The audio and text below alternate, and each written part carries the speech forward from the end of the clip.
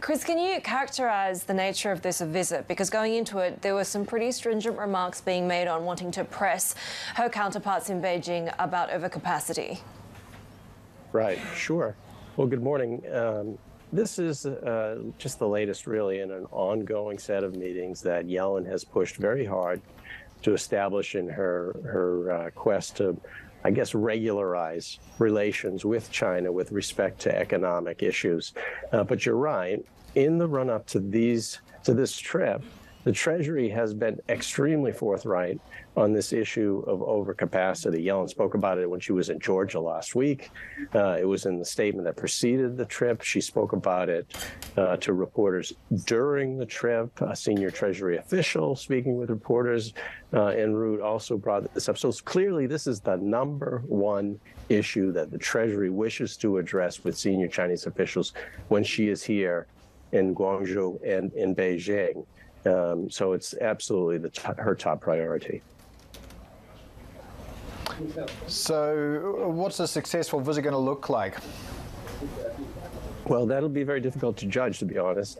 They've made it very clear that they do not expect any quote-unquote deliverables. You're not going to see any memorandums of understanding. I think the goal is for incremental progress in convincing the Chinese government from the Treasury side that the overcapacity that they view as fueled by excessive state subsidies is not good for global markets. They're going to get blowback not only from the U.S., but from several other countries, and they are getting blowback from other countries already. But it also won't be positive for a Chinese economy that is, by its own standards, struggling at the moment.